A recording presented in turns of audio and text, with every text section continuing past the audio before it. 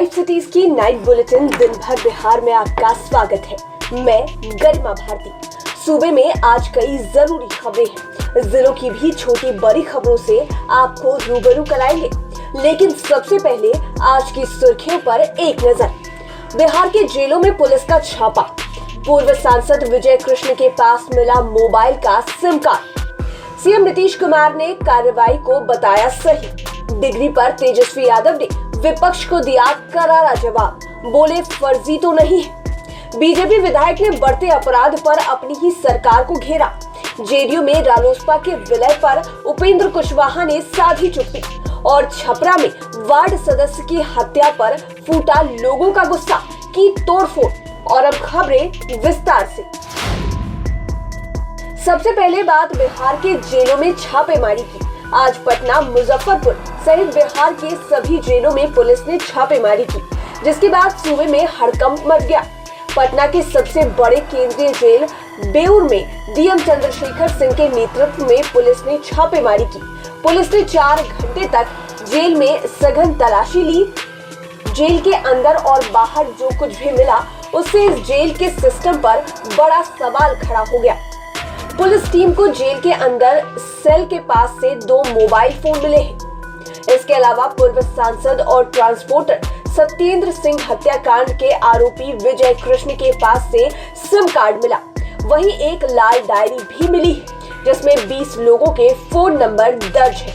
इसके अलावा 5 bank account भी मिले हैं, जो बिहार के अलावे दूसरे राज्यों से हैं। पता लगाया जा रहा है कि जो नंबर मिले हैं वह किन किन लोगों के नंबर हैं। वहीं बिहार के जेलों में हुई छापेमारी को रूटीन काम बताते हुए सीएम नीतीश ने कहा कि किसी प्रकार की शिकायत मिलने पर इस प्रकार की कार्रवाई की जाती है।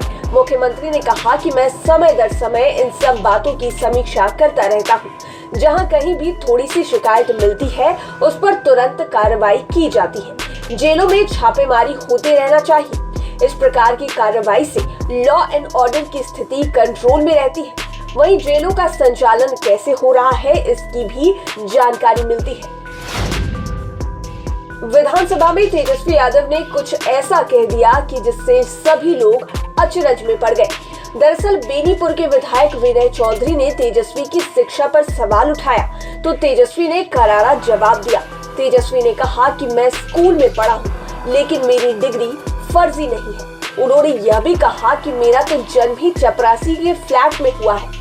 आपको बता दें कि आज शिक्षा विभाग के बजट पर चर्चा हो रही थी, लेकिन अचानक चर्चा चरवाहा विद्यालय पर शुरू हो गई। इस मुद्दे पर जेडीयू विधायक शालिनी मिश्रा और विनय चौधरी ने लालू यादव को घेरा। उन्होंने कहा कि तेजस्वी यादव ने सरकारी स्कूल या चरवाहा विद्यालय में न पढ़कर दिल्ली के बड़े कॉन्वेंट स्कूल में पढ़ाई की। उधर बिहार में बढ़ते अपराध को लेकर अब तक नीतीश सरकार पर विपक्ष ही सवाल खड़े कर रहा था, लेकिन अब सत्ताधारी दल के विधायक भी कानून व्यवस्था को लेकर अपनी सरकार पर हमलावर हैं। सीतामढ़ी से बीजेपी विधायक मिथिलेश कुमार ने विधानसभा की कार्रवाई के दौरान अपनी ही सरकार को घेरते हुए कहा कि अपराध की घटनाएं लगातार बढ़ रही है। उन्होंने कहा कि एनडीए 1 की तुलना में अपराध काफी बढ़ गया है। उन्होंने कहा कि महागठबंधन के बीच में सरकार बनने के बाद से हालात खराब हुए हैं। उन्होंने अपराध पर लगाम के लिए यूपी मॉडल अपनाने की बात कही है। रालोसपा अध्यक्ष उपेंद्र कुशवाहा की मौजूदगी में पार्टी का 9वां स्थापना दिवस मनाया गया। इस दौरान पार्टी के कई नेता और कार्यकर्ता मौजूद रहे। उपेंद्र कुशवाहा ने कहा कि ये 9 साल का सफर काफी संघर्ष के साथ बीता। ऐसे में हम पार्टी से जुड़े लोगों और आम जनता को धन्यवाद देते हैं। इस दौरान जब उनसे सीएम नीतीश से मुलाकात के संबंध में सवाल पूछे गए, तो उन्होंने कहा कि ऐसे सवालों का मैं क्या जवाब दूं? मैं किसी से भी मिलूं, आप मुझे रोकने वाले कौन होते हैं? वहीं वशिष्ठ नारायण सिंह के जेडीयू में आने के बयान पर उन्होंने कहा कि वशिष्ठ नारायण सिंह काफी सीनियर हैं। जब उन्होंने यह बात कही है, तो इसका जवाब भी वह स्वयं देंगे। इस बात पर मैं क्या टिप्पणी करूं? मैं कुछ नहीं कह सकता।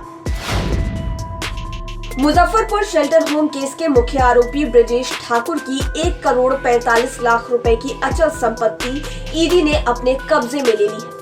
ईडी अधिकारियों की माने तो कब्जे में ली गई संपत्ति दिल्ली के पालम इलाके में है और यह ब्रजेश ठाकुर की पत्नी के नाम पर है। ईडी ने ब्रजेश ठाकुर पर एनजीओ के नाम पर सरकार और अन्य एजेंसियों से गलत तरीके से धन प्राप्त करने का आरोप लगाया है। ईडी के मुताबिक ब्रजेश ठाकुर ने एनजीओ के लिए मिले 7 करोड़ 47 लाख रुपए का अपने और अपने परिवार के सदस्यों के नाम पर निवेश करने में इस्तेमाल किया। बिहार में आज बड़ा रेल हादसा होते होते टल गया। घटना बेगूसराय की है, जब अपलाइन में बरौनी से छपरा जा रही तेल वाहक मालगाड़ी की एक बोगी जो कि तेल से भरी हुई थी, बेपटरी होकर ट्रैक से उतर गई। तकरीबन 200 मीटर तक डिरेल हुई बोगी घिसटती रही, लेकिन ड्राइवर और गार्ड को इस बात का आभास भी नहीं हुआ। बाद में ट्रेन का वैक्यूम प्रेशर कम होने के बाद ड्राइवर ने गाड़ी को रोका। जब जांच पड़ताल की गई तो हादसे की जानकारी मिली। मामला बरौनी सोनपुर रेल खंड के बछवाड़ा स्टेशन के पास की है। छपरा में वार्ड पार्षद की हत्या के बाद आक्रोशित लोगों ने जमकर बवाल काटा। भीड़ ने पुलिस की गाड़ियों को निशाना बनाते हुए न केवल तोड़फोड़ की, बल्कि पुलिस की जीप को आग के हवाले कर दिया।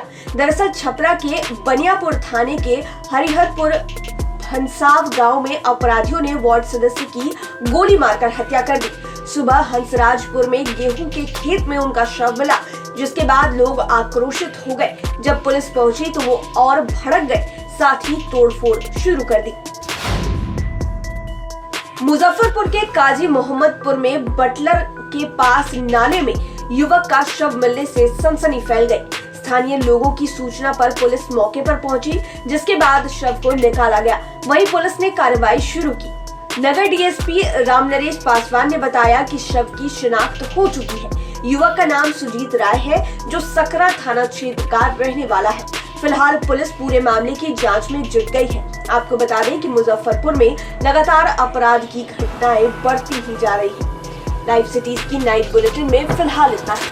खबरों की दुनिया में बने रहने के लिए हमारे चैनल को सब्सक्राइब करें। लेटेस्ट अपडेट्स के लिए फेसबुक पेज को लाइक करें और आप हमें ट्विटर पर भी फॉलो कर सकते हैं। धन्यवाद।